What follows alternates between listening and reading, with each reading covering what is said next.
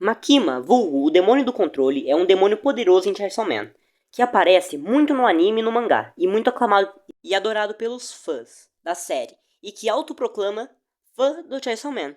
E bem, vai de base, F no chat. Mas como qualquer demônio, ela reencarna, e reencarna numa pequena garotinha, chamada Nayuta.